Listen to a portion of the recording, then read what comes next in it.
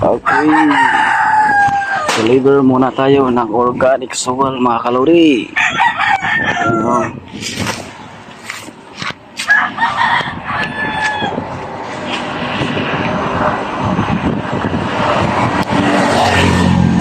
Ngayon, ito po yung organic soil. Organic soil mga kalori. Itong organic soil to ay kukuha to sa mga sa bundok, sa lasang, ayan po. Kasi malaman mo mga kalodi, ang organic soil, ano siya, malambot siya, para siyang full. Yun po, organic soil. Perfect to sa gardening. Okay, perfect din to sa landscape.